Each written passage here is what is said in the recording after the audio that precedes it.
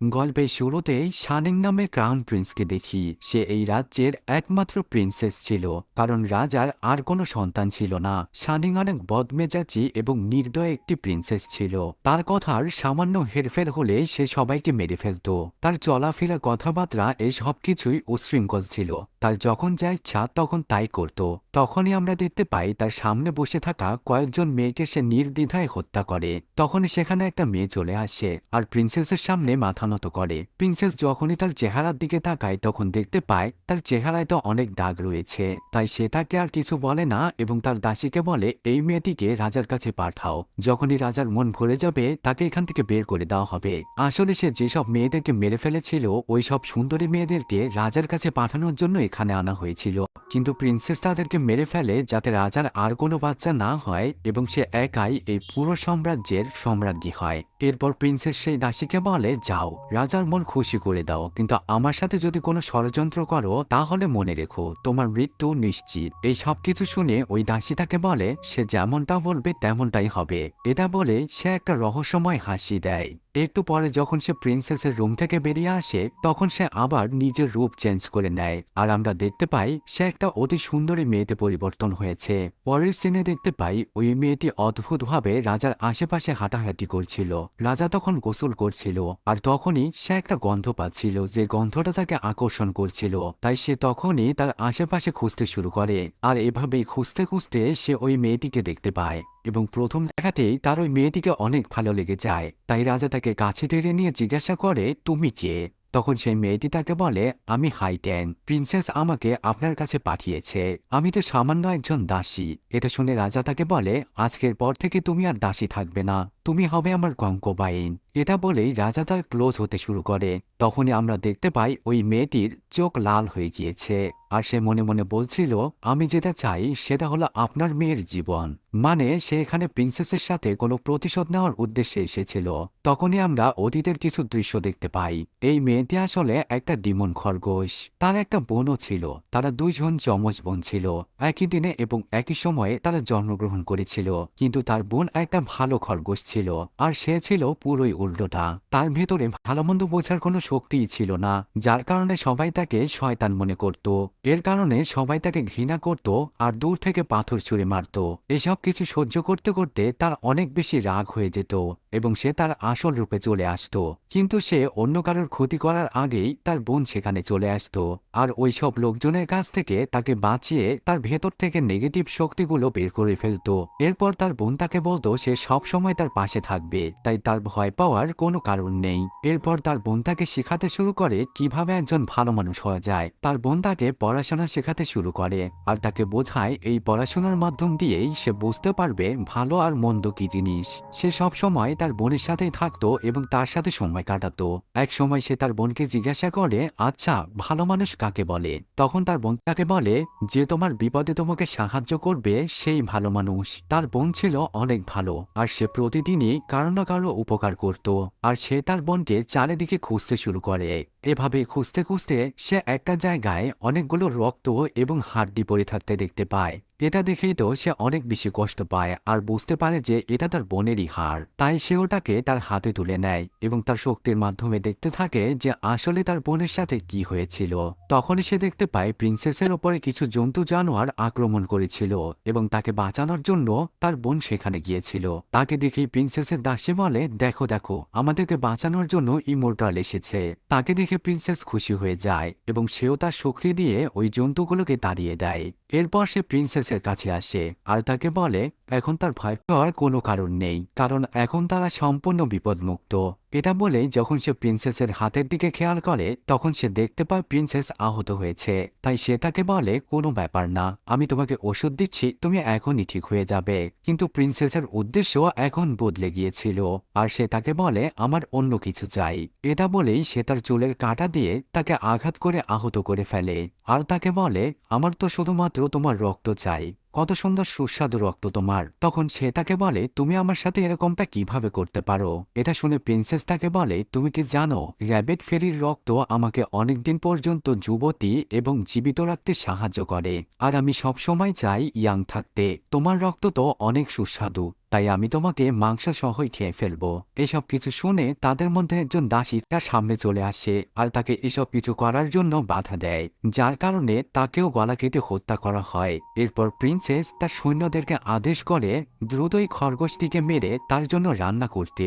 এরপর আমরা দেখতে পাই সেখানে আগুন জ্বালিয়ে ওই খরগোশটিকে পুড়িয়ে প্রিন্সেসকে দেওয়া হয়, আর সে খেতে খেতে বলছিল কত সুন্দর সুস্বাদু মাংস, এটা খেয়ে তো আমার মনটাই ভরে গেল। এটা বলতে বলতে সে অনেক জোরে জোরে হাসছিল। এদিকে এই সব কিছু দেখে হাইড্যাং অনেক কষ্ট পাচ্ছিল আর সে তার বোনের জন্য কান্না করছিল। তখনই সে তার বোনের আত্মাকে দেখতে পায়। এরপর ধীরে ধীরে তার বোনের আত্মা গায়েব হয়ে যায়। এখন এই সব কিছু দেখার পরে হাইটেংয়ের অনেক বেশি রাগ হয় আর সে নিজের রাগকে কন্ট্রোলে করতে পারছিল না। আর সে ঠিক করে ফেলে যারা তার বোনকে মেরেছে তাদেরকে সে ছাড়বে না। সেজন্য সে নিজের বাচ্চাকে বলি দেয় আর অনেক দিন পর্যন্ত কাল্টিভেশন করে যাতে সে পৃথিবীতে যেতে পারে আর মানুষের মতো রূপ ধারণ করতে পারে। আর এই কারণেই সে নিজের প্রতিশোধ নেওয়ার জন্য নিজেই প্রিন্সেসের বাবার সাথে সম্পর্ক তৈরি করে।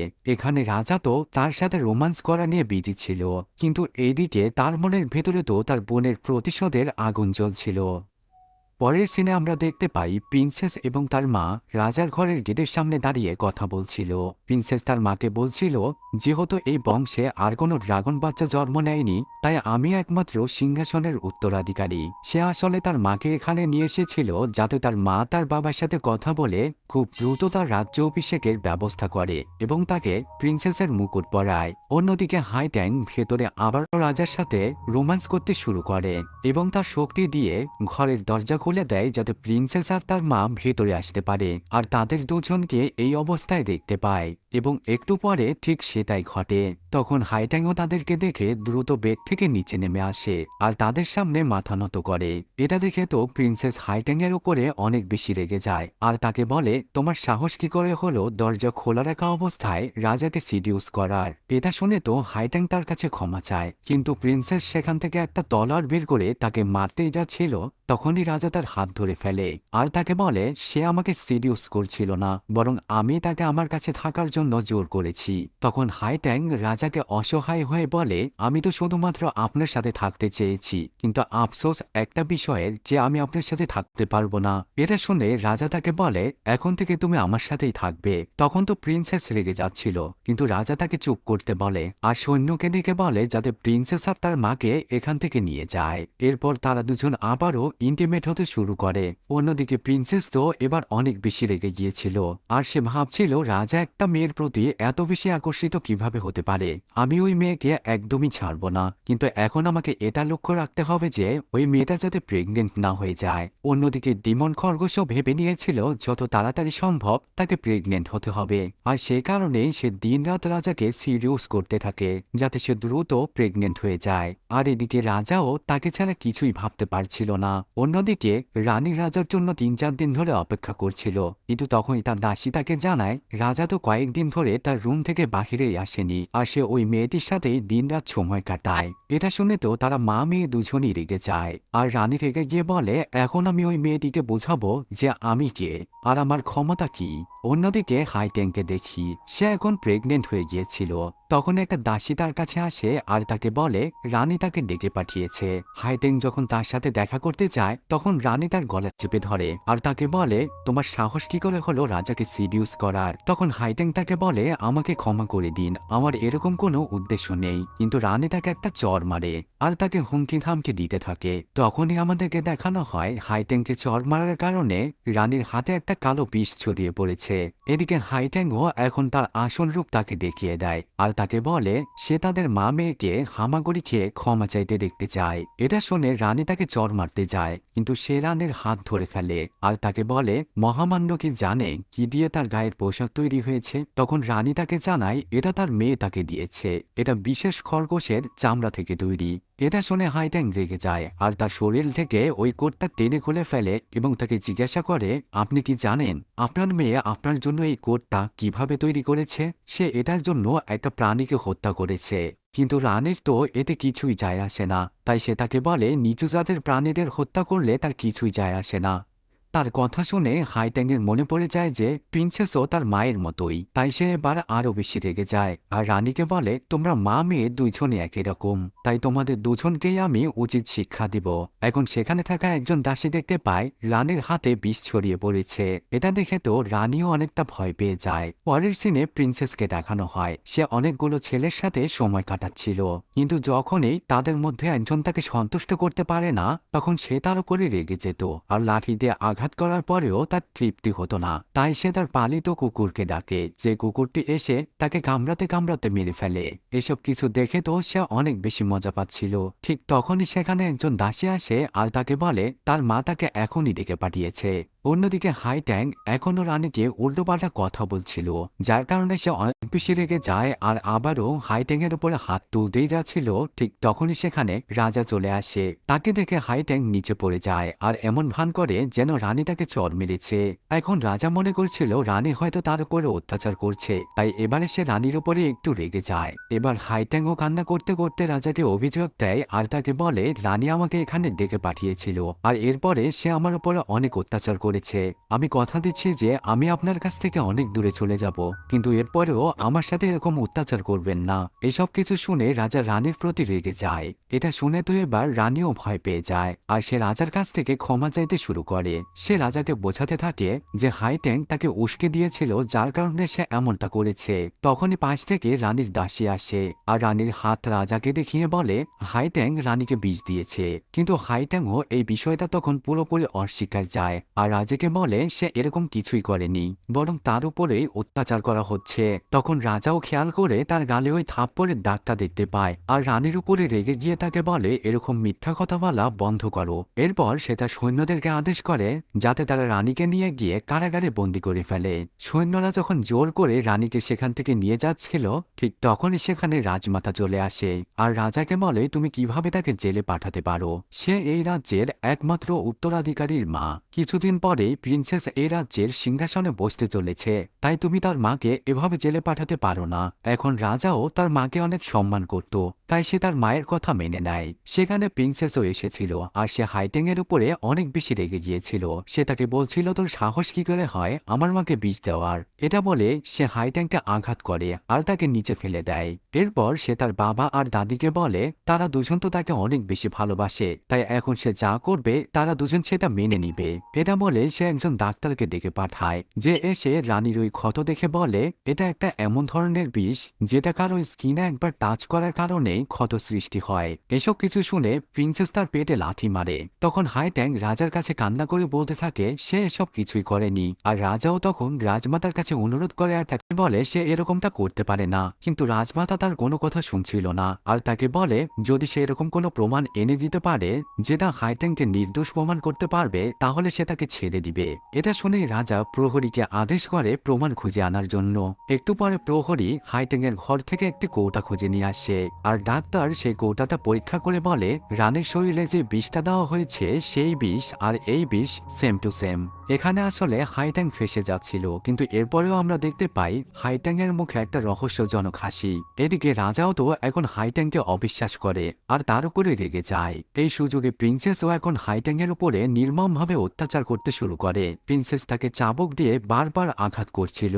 এদিকে রাজমাতাও তাকে বলে তাকে মেরে ফেলার জন্য। হাইট্যাং এখন অনেকটাই আহত হয়ে পড়েছিল। তখনই সেখানে হাইট্যাং এর দাসী ছুটে চলে আসে আর সে রাজাকে জানায় যে কৌটোটা হাইট্যাং এর ঘর থেকে পাওয়া গিয়েছে ওই কৌটোটা আসলে রানী ওখানে পাঠিয়েছিল। এখানে হাইট্যাং এর কোনো দোষ নেই, কারণ সে এই ব্যাপারে কিছুই জানত না। এটা শোনার সাথে সাথেই রাজা রানীর উপরে রেগে যায়।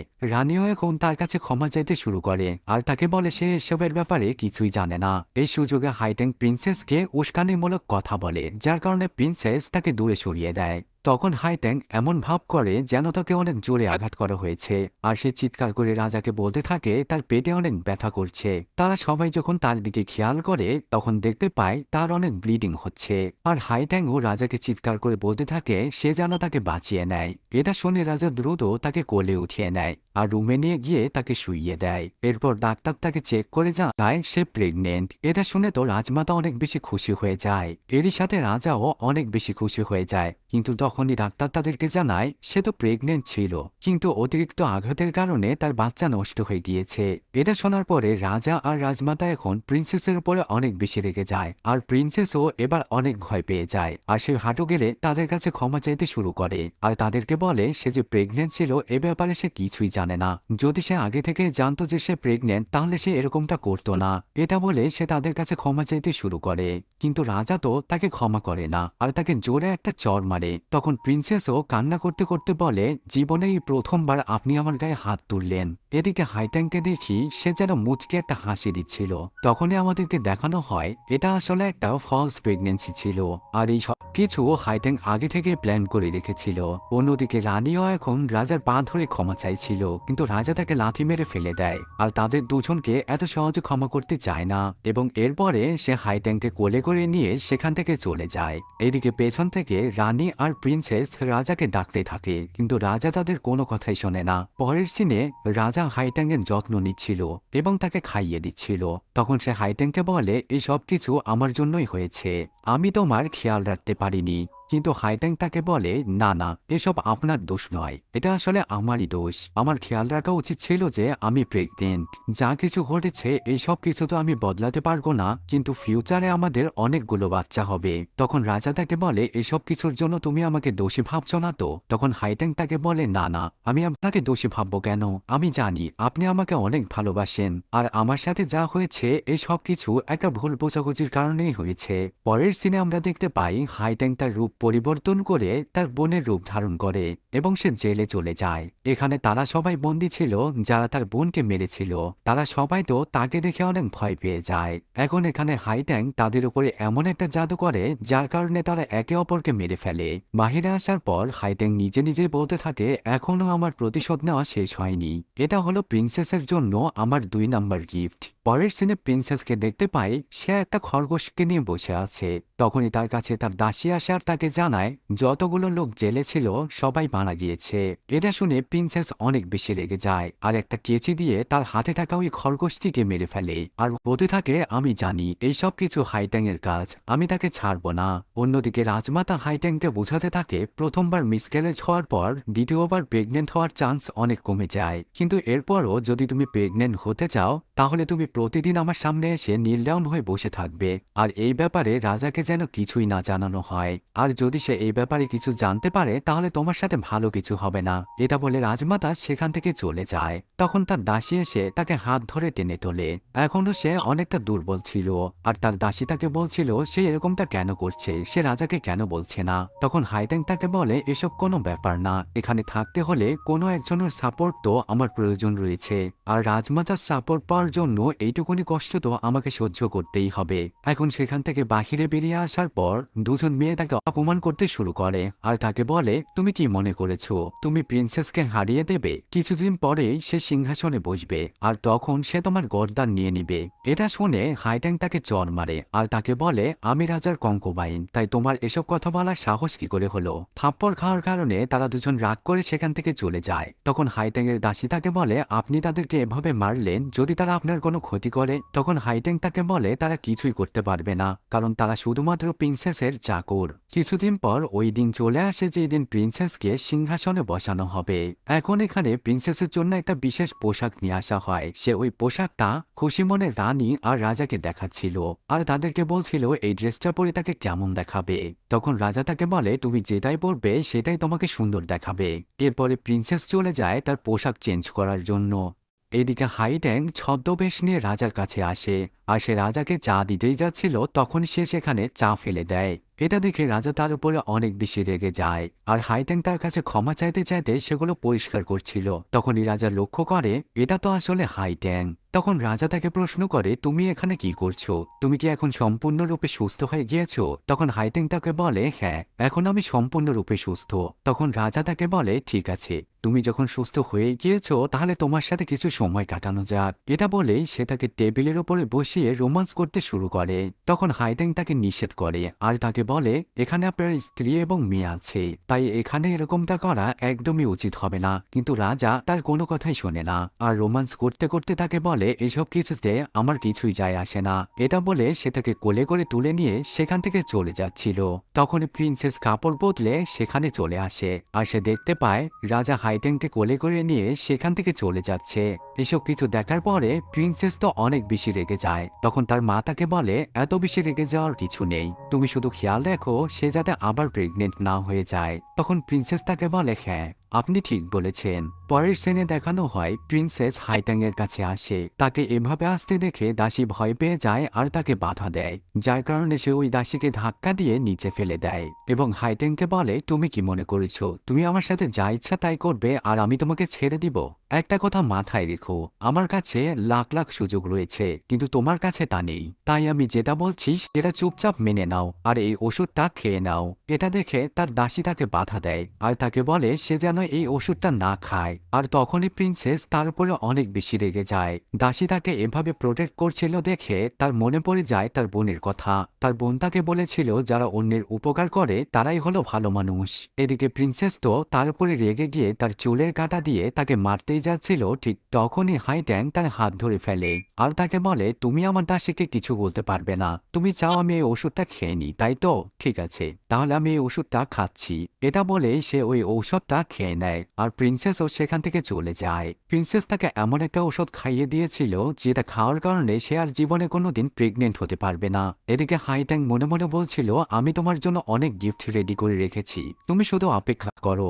এটা বলেই সে তার শক্তি দিয়ে তার পেট থেকে ওই সকল ঔষধ বের করে ফেলে। অন্যদিকে প্রিন্সেসের মুকুট পরানোর অনুষ্ঠান শুরু হয়ে যায়। আজকে সবাই সেখানে খুশি ছিল, কিন্তু যখন সেখানে প্রিন্সেস আসে তখন সে দেখতে পায় হাইট্যাং সাদা পোশাক পরে আছে, যেটা দেখে সে তার উপরে একটু রেগে যায় আর তাকে বলে আজকের এই শুভ দিনে তুমি অশুভ ড্রেস কেন পরে এসেছো? তুমি কি আজকের অনুষ্ঠানটা নষ্ট করতে যাচ্ছ? তখন রানীও তাকে বলে আজকে আমার মেয়ের জন্য একটা বিশেষ দিন, তুমি চাইলে অন্য কোনো কালারের ড্রেস পরে আসতে পারতে, কিন্তু তুমি এটা কেন পরলে? কথা বলতে বলতে হাইট্যাং বারবার তার পেটে হাত রাখছিল। তখন প্রিন্সেস তাকে বলে তুমি বারবার তোমার পেটে হাত রাখছো কেন? তুমি আর কোনোদিনও প্রেগনেন্ট হতে পারবে না। তখন হাইট্যাং তাকে বলে তুমি কঙ্কোভাইনকে অনেক ছোট মনে করছো, তুমি আমাকে এত সহজ মনে করো না। তখন প্রিন্সেস তার গায়ে হাত তুলতে যায় আর হাইট্যাং তার হাত ধরে ফেলে। তখন প্রিন্সেস তাকে বলে তুমি কি বলতে চাইছো? কিন্তু এবারও হাইট্যাং তার পেটের উপরে হাত রাখে। এটা দেখে তো প্রিন্সেস আরো বেশি রেগে যায় আর সে সৈন্যদেরকে বলে তাকে এখান থেকে বের করে দিতে। কিন্তু তখনই সেখানে রাজা চলে আসে। রাজাকে দেখে প্রিন্সেস ছুটে তার কাছে যায় আর তাকে নালিশ জানাতে বলে হাইট্যাং কিভাবে আজকের অনুষ্ঠানে সাদা পোশাক পরে এসেছে। এটা শোনার পর হাইট্যাং রাজাকে বলে এই ড্রেসটা সে তাকে গিফট করেছিল আর সেজন্য এই ড্রেসটা সে অনেক বেশি পছন্দ করে, যার কারণে আজকের অনুষ্ঠানে সে এই পোশাক পরে এসেছে। এটা শুনে এবার রাজাও তাকে কিছু বলে না, কিন্তু তখন রাজমাতা তাকে বলে তার এভাবে আজকের দিনে সাদা পোশাক পরে আসা একদমই উচিত হয়নি। এসব কথা শেষে রাজা তার সিংহাসনে বসতে চলে যায়। তখন প্রিন্সেস হাইট্যাং এর কাছে এসে বলে দেখেছো আমার দাদি আর বাবা শুধুমাত্র আমার কথাই শুনে, তাই তাদের সামনে কিছু বলে কোনো লাভ নেই, তোমাকে তো এর শাস্তি পেতেই হবে।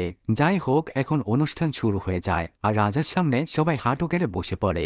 এখন সেখানে প্রিন্সেসকে রানী বলে ঘোষণা করা হচ্ছিল, কিন্তু এখনও কিছুটা অনুষ্ঠান বাকি ছিল। মুকুট না পরানো পর্যন্ত সে সম্পূর্ণরূপে সিংহাসনের মালিক হতে পারবে না। তখনই প্রিন্সেস রাজার কাছে একটা শর্ত দেয় আর তাকে বলে সে হাইট্যাংকে তার দাসী বানাতে চায়, যাতে সে সবসময় তার কেয়ার করতে পারে। এখন এই কথা শুনে সেখানকার সবাই তো সমালোচনা করতে শুরু করে, কারণ এখানকার সবাই জানে যে এখন পর্যন্ত যারা যারা প্রিন্সেসের দাসী হয়েছিল তারা সবাই মারা গিয়েছে। এসব কিছু শুনে রাজা চুপ করেছিল। তখন রাজমাতা তাকে বলে ঠিকই আছে, সে তো রাজার বাচ্চাকে জন্ম দিতে পারছে না আর প্রেগনেন্টও হচ্ছে না, তাহলে সে তোমার দাসী হলে ক্ষতি কি? এসব কিছু শুনে হাইট্যাং সেখানে মাথা নত করে তাদেরকে বলে রাজা আর রাজমাতা যা বলবে সে তাই করবে। আপনারা যদি এটাই চান যে আমি প্রিন্সেসের দাসী হয়ে যাই তাহলে আমি আজ থেকে সেটাই হয়ে যাব।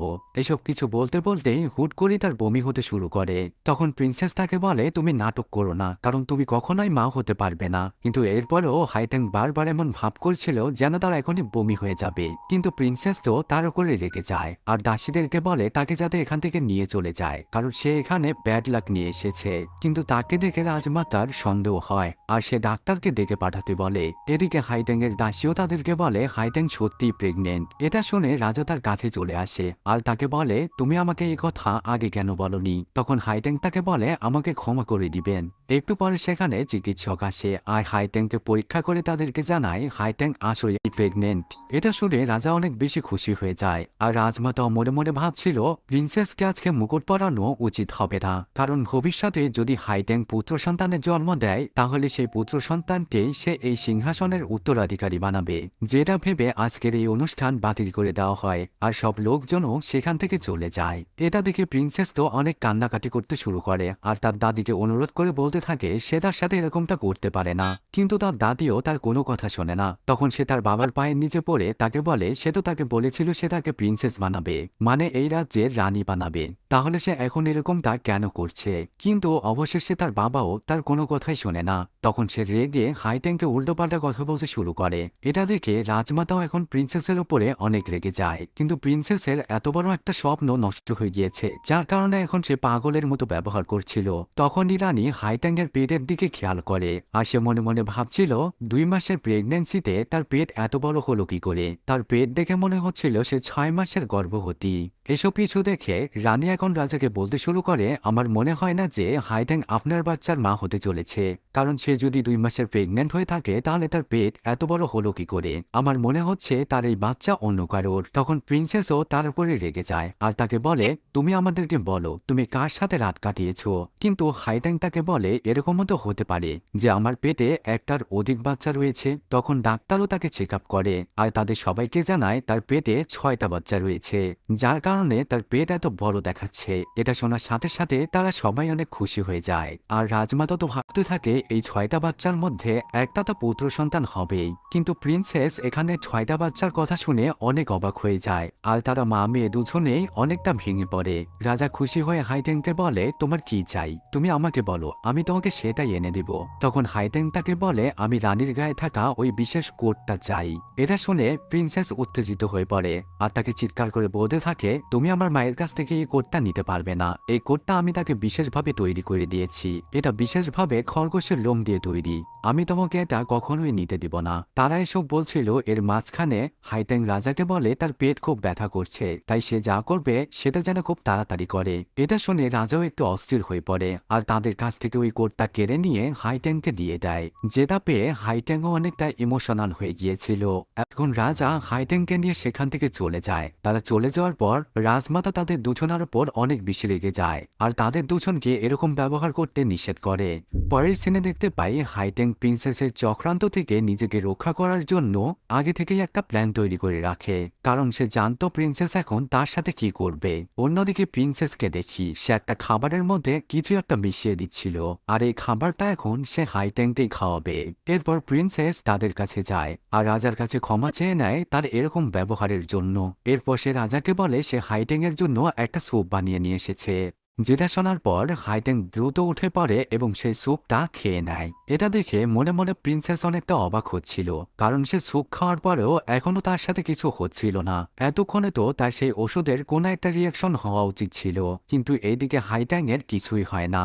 এরপর তারা সবাই সেখান থেকে চলে যায়। তারা সবাই সেখান থেকে চলে যাওয়ার পর হাইটেং তার দাসীকে বলে, আমার তরফ থেকে বানানো সেই বিশেষ স্যুপটা প্রিন্সেসের কাছে পৌঁছে দাও। পরের সিনে আমরা দেখতে পাই একজন দাসী প্রিন্সেসের কাছে স্যুপ নিয়ে গিয়েছে, যেটা দেখে প্রিন্সেস দ্রুত মজা করে সেটা খেতে শুরু করে আর কিছুক্ষণের মধ্যেই প্রিন্সেসের মুখ জ্বলতে শুরু করে। তখন দাসী তার দিকে তাকিয়ে ভয় পেয়ে যায়। সে যখন আয়নার দিকে তার চেহারা দেখে তখন সে দেখতে পায় তার চেহারা দেখতে ভয়ঙ্কর হয়ে গিয়েছে। এখন সে নিজের মুখ ঢেকে দ্রুত রাজার কাছে চলে যায় আর সে যখনই তার চেহারা বের করে রাজাকে দেখায় তখন রাজার হাসি চলে আসে। তখন সে রাজাকে বিচার দেয় যে এসব কিছু তার সাথে হাইটেংই করেছে। এদিকে হাইট্যাংও তার এই অবস্থা দেখে মুচকি মুচকি হাসছিল। তখন রানী কিছুটা রেগে যায় আর রাজাকে বলে, আপনার মেয়ের সাথে যে এরকমটা করেছে তাকে শাস্তি দিন। তার এরকম কথা শুনে হাইট্যাং রাজার সামনে হাঁটু গেড়ে বসে পড়ে। তখন রাজারও তার উপরে সন্দেহ হয় আর সে মনে মনে ভাবতে থাকে, সত্যি কি সে প্রিন্সেসের সাথে এরকমটা করেছে। তখন হাইট্যাং রাজাকে বলে, প্রিন্সেস আমার জন্য যে স্যুপটা তৈরি করে নিয়ে এসেছিল সেই স্যুপ এবং প্রিন্সেস যেই স্যুপটা খেয়েছে সেটা একই রান্নাঘরে তৈরি হয়েছিল।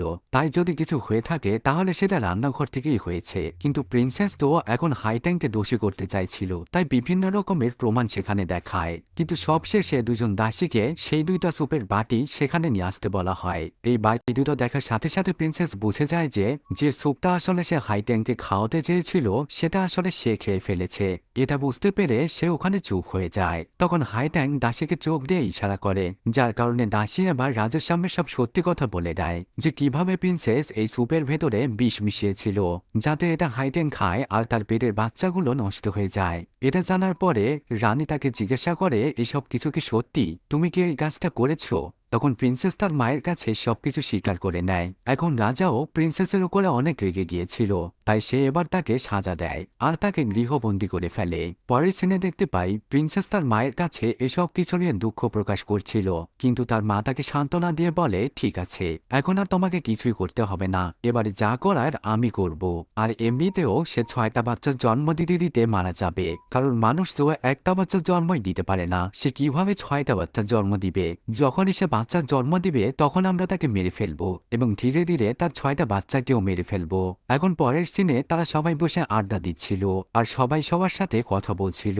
তখনই হুট করে হাইট্যাং এর ব্যথা হতে শুরু করে আর সে একে একে 6টা সুস্থ সবল বাচ্চার জন্ম দেয়। এই খবরটা যখন রানী জেনে যায় তখন সে অবাক হয়ে যায় আর ভাবতে শুরু করে 6টা বাচ্চার জন্ম দেওয়ার পরেও সে এখনো কিভাবে বেঁচে আছে। এটা শুনে সে সেখানে ছুটে যায় আর সে যাওয়ার পরে জানতে পারে সে 6টা বাচ্চা নয় বরং 8টা বাচ্চার জন্ম দিয়েছে। আর এই কথা শুনতে শুনতেই হাইট্যাং আরো একটা বাচ্চার জন্ম দেয়। এসব কিছু দেখে তারা তো এখন ভীষণ রেগেছিল আর প্ল্যান করছিল তাদেরকে মেরে ফেলার। তখন হাইট্যাং তাদেরকে দেখতে পায় আর তাদেরকে বলে, তোমরা কি করতে চাইছো? অন্যদিকে রাজা খবর পায় তার 9টা বাচ্চা হয়েছে। এটা জানার পর তো রাজা দ্রুত এখন তার কাছে আসছিল। এদিকে রানী যখন হাইট্যাংকে মেরে ফেলার চেষ্টা করছিল ঠিক তখনই সেখানে রাজা চলে আসে। রাজাকে দেখে তারা দুজন ভয় পেয়ে যায় আর একটা কোনায় গিয়ে দাঁড়িয়ে পড়ে। তখন হাইট্যাং রাজাকে জানায় প্রিন্সেস আর রানী তাকে মারার চেষ্টা করছিল। এটা শোনার সাথে সাথে তারা দুজন মা মেয়ে রাজার কাছে মাথা নত করে আর তাকে বলে, আপনি একবার ভেবে দেখুন সে কিভাবে এতগুলো বাচ্চার জন্ম দিতে পারে। অবশ্যই তার অন্য কারোর সাথে সম্পর্ক ছিল, কারণ একজন সাধারণ মানুষ এভাবে কোনো বাচ্চার জন্ম দিতে পারে না। আমার মনে হয় রক্ত পরীক্ষা করে দেখা উচিত এই বাচ্চাগুলো কার। তার কথা শুনে রাজা তো প্রথমে রাজি হতে চাচ্ছিল না, কিন্তু কিছুক্ষণ পর সে রাজি হয়ে যায়। এখন প্রিন্সেস একজন দাসীকে হুকুম দেয় যাতে একটা বাটিতে করে বিশেষ পানি আনা হয়। আসলে প্রিন্সেস আগে থেকে ওই পানির ভেতরে এমন একটা কিছু মিশিয়ে রেখেছিল যাতে এটা প্রমাণ করতে না পারে যে এই বাচ্চাগুলো রাজার। তাই এবারে সেটা পরীক্ষা করার সময় এটা প্রমাণ হয় যে এই বাচ্চাগুলো রাজার নয়। এটা দেখে রাজা হাইট্যাং এর উপরে অনেক বেশি রেগে যায়। তখন হাইট্যাং রাজাকে বলে, এই পানির ভিতরে প্রিন্সেস একটা কিছু মিশিয়ে দিয়েছে, যার কারণে এই ব্লাডগুলো একসাথে হতে পারছে না, আপনি আরো একটা বাটি আনুন। কিন্তু প্রিন্সেস তো হাইট্যাংকে এই সুযোগ কিছুতেই নিতে দিবে না, তাই সে তলোয়ার বের করে তাকে মারতেই যাচ্ছিল। তখনই দাসী বলে উঠে সেই রক্তগুলো মিলে গিয়েছে। আর এদিকে হাইট্যাংও প্রিন্সেসকে বলে, তোমার পরিকল্পনা ব্যর্থ হয়েছে। এদিকে রাজা এখন হাইট্যাংকে বলছিল সে অযথাই তার উপরে সন্দেহ করেছে আর এটা হয়েছিল প্রিন্সেসের কারণে, যার কারণে রাজা এবার প্রিন্সেসের উপরে অনেক বেশি রেগে যায় আর তাকে এত জোরে থাপ্পড় মারে যে নিচে পড়ে যায়। এরপর রাজা তার মেয়েকে আঘাত করে আর তাকে বলে, তোমার এত বড় সাহস যে তুমি আমাদের সাথে এরকমটা করতে পারলে? আমি এর আগেও তোমাকে সাবধান করেছি, কিন্তু তুমি আমার কোনো কথাই শোনোনি, তাই এখনই তুমি এই প্রাসাদ থেকে বেরিয়ে যাবে। এটা শুনে রানী এবার রাজার পা ধরে মাপ চাইতে শুরু করে। রানী কান্না করতে করতে রাজার পায়ের সামনে গড়াগড়ি খাচ্ছিল আর তার কাছে ক্ষমা চাইছিল, কিন্তু রাজা তাকে কিছুতেই ক্ষমা করে না আর প্রহরীদেরকে আদেশ করে তাকে এখান থেকে নিয়ে যেতে। এরপর প্রহরীরা সেখানে এসে রানীকে নিয়ে চলে যায়। এরপর প্রিন্সেসকে যখন সেখান থেকে নিয়ে যাওয়া হচ্ছিল তখন সে তাকে থামায়।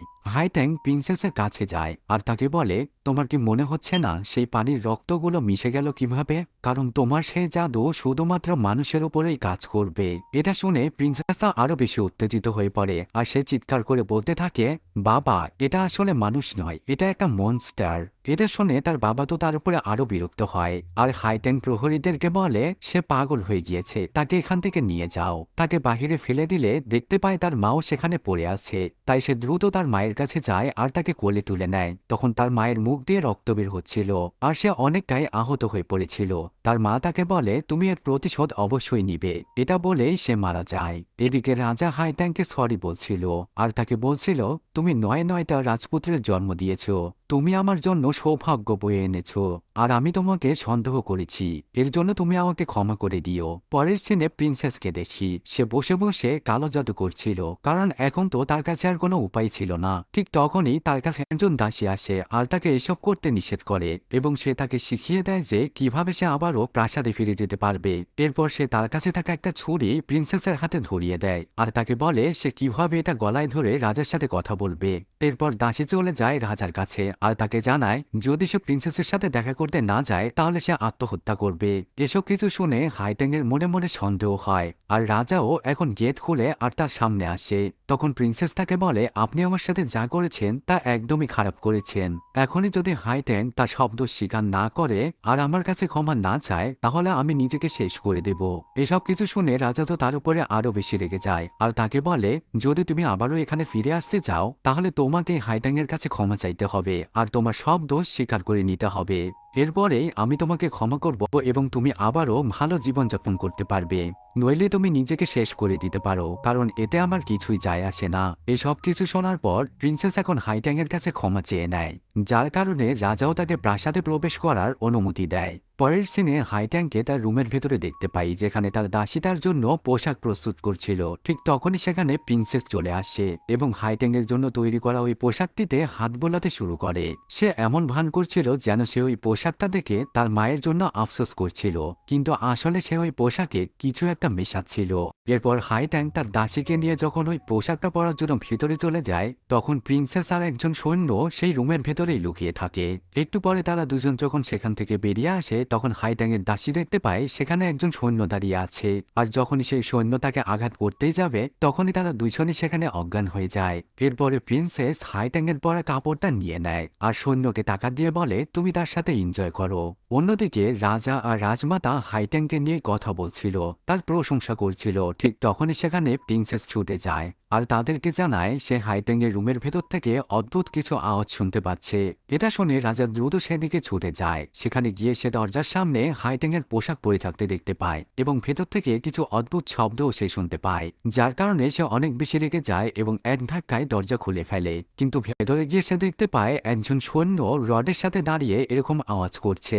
তখনই অন্যদিক থেকে হাইট্যাং বেরিয়ে আসে আর রাজাকে জিজ্ঞাসা করে তার কি হয়েছে। তখন রাজা তার একজন সৈন্যকে আদেশ করে ওই সৈন্যটাকে বন্দী করার জন্য। তখন সেই সৈন্য রাজার কাছে ক্ষমা চাইতে শুরু করে আর তাকে বলে এই সব কিছু করার জন্য প্রিন্সেস তাকে বলেছিল।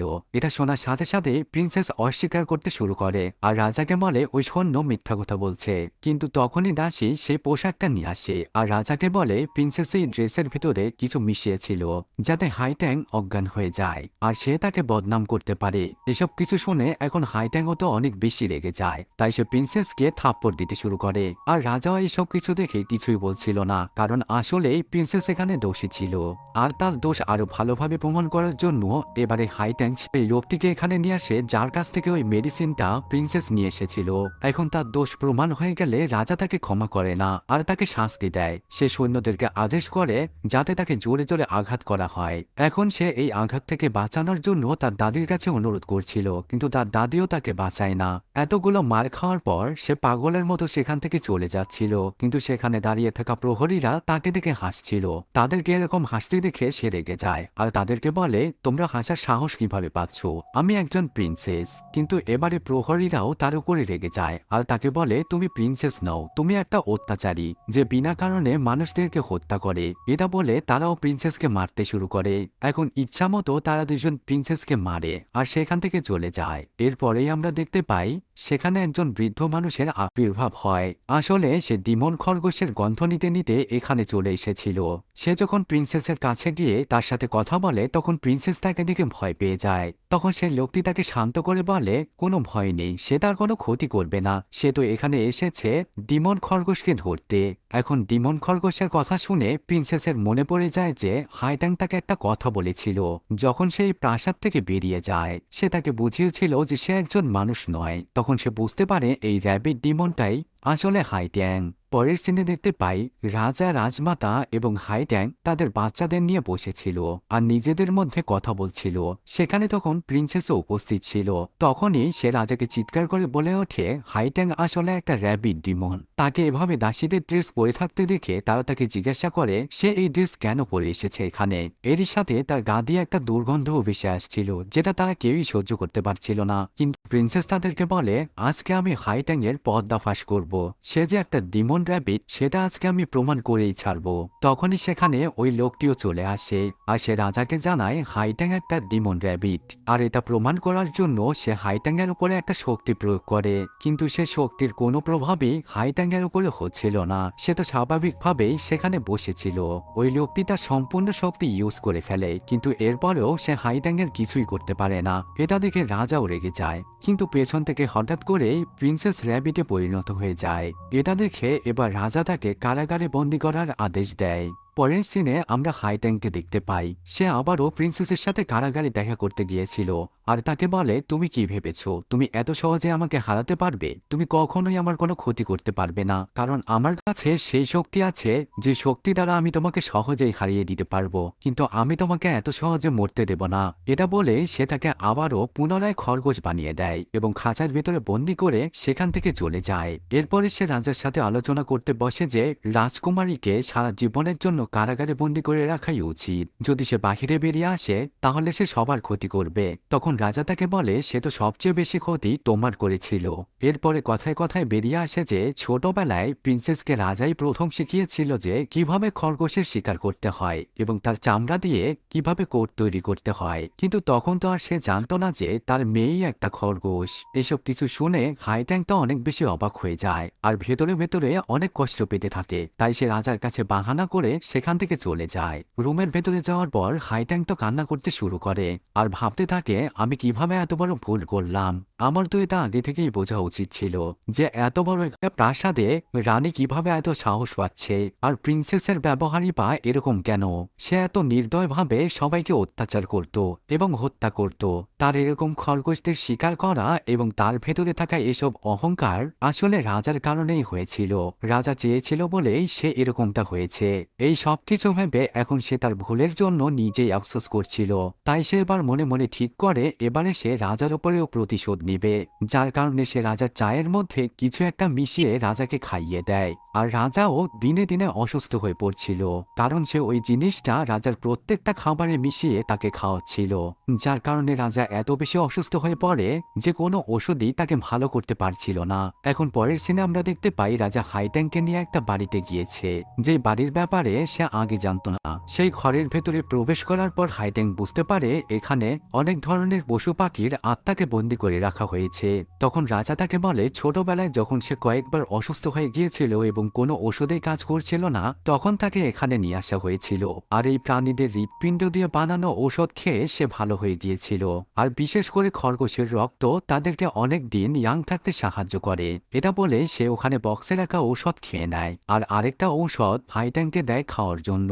এই ঔষধটা সাদা এবং কালো খরগোশ দিয়ে তৈরি, যেটা দেখার পরে হাইট্যাং এই ওষুধটা খাওয়ার জন্য নিষেধ করে দেয় আর তাকে বলে এখানে যে প্রাণীদেরকে বন্দী করে রাখা হয়েছে তারা সবাই নির্দোষ, তাদের পরিবার রয়েছে, তাই সে যেন তাদের সবাইকে মুক্ত করে দেয়। এটা শোনার সাথে সাথে রাজা অনেক বেশি রেগে যায় আর তাকে বলে এর মানে তুমি কি আমাকে দোষ দিতে চাইছো?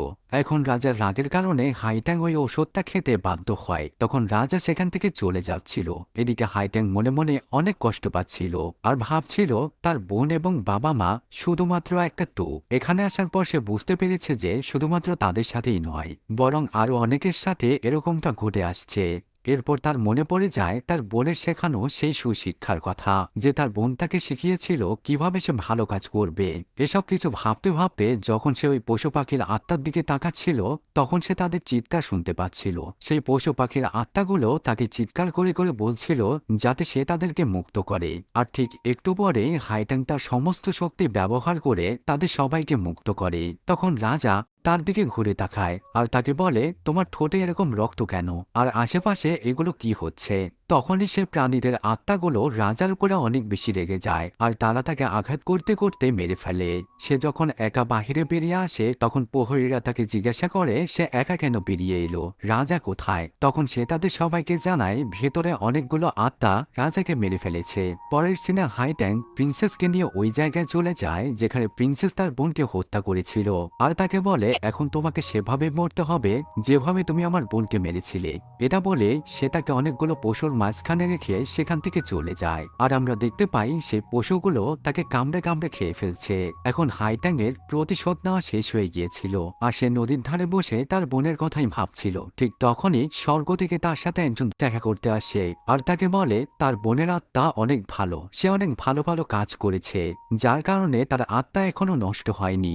এটা শুনে হাইট্যাং খুশি হয়ে যায় আর সে তাকে জিজ্ঞাসা করে তাহলে কি তারা তার বোনকে এখন জীবিত করে দেবে তার ভালো কাজের জন্য। তখন সে তাকে বলে তুমি যেহেতু খারাপ মানুষের বিচার করেছো এবং তাদেরকে উপযুক্ত শাস্তি দিয়েছো তাই এখন তোমাকে আরো একটা কাজ করতে হবে, তোমাকে প্রাসাদে ফিরে যেতে হবে এবং সেখানে শান্তি এবং সমৃদ্ধি বৃদ্ধি করতে হবে। যেহেতু রাজার বংশধরেরা এখনো বেঁচে রয়েছে তাই তাদেরকে ভালো শিক্ষা দিতে হবে, তাহলে 10 বছর পর আমি তোমার বোনকে ফিরিয়ে দিব। এখন তার কথা অনুযায়ী হাইট্যাং সেভাবেই 10 বছর ধরে রাজ্য পরিচালনা করে আর সে ওই রাজ্যের সুখ এবং সমৃদ্ধি বৃদ্ধি করতে পারে। এখন 10 বছর পূর্ণ হয়ে গিয়েছিল আর সে মনে মনে ভাবছিল আমি আমার কথা রাখতে পেরেছি, তাহলে কি এখন আমি আমার বোনকে ফিরে পাবো। এসব কিছু ভাবতে ভাবতে সে ওখানেই ঘুমিয়ে পড়ে। ঠিক তখনই তার বোনের আত্মা তার সাথে দেখা করতে আসে আর সে তাকে বলে সে এখান থেকে তাকে নিয়ে যেতে এসেছে। এটা শুনে তো হাইট্যাং অনেক বেশি খুশি হয়ে যায় আর সে খুশি খুশি তার বোনের সাথে স্বর্গে চলে যায়। মানে বাস্তব জীবনে তার মৃত্যু হয়েছিল আর তার মৃত্যুর আগেও এই রাজ্যের ভালোর জন্য সে সবাইকে কিছু নির্দেশনা দিয়ে গিয়েছিল যাতে তার অনুপস্থিতিতেও এই রাজ্যের কোনো ক্ষতি না হয়। আর এখানেই আজকের এই ড্রামাটি শেষ হয়ে যায়। তো এখানে হাইট্যাং এর কাছে স্বর্গ থেকে আসা সেই মেয়েটি হাইট্যাংকে এই সব শর্ত দিয়েছিল কারণ হাইট্যাং তো একটা ডিমন ছিল আর সে প্রথম দিকে কিছু অপরাধ করেছিল যার কারণে সে পুরোপুরি ভালো মানুষ ছিল না, কিন্তু অন্যদিকে তার বোন সবসময় ভালো কাজ করেছে তাই তার মৃত্যুর পরে সে স্বর্গে যাওয়ার সুযোগ পেয়েছে। যেহেতু হাইট্যাং এর তার বোনের সাথে থাকার তীব্র ইচ্ছা ছিল আর এরপরে সে ভালো কাজও করেছিল তাই এখন তাকে শর্ত দেওয়া হয়েছিল যাতে সে পুরোপুরি ভালো মানুষে পরিণত হতে পারে আর তার ইচ্ছা অনুযায়ী তারা তার বোনের সাথে তাকে স্বর্গে থাকার একটা সুযোগ করে দিতে পারে।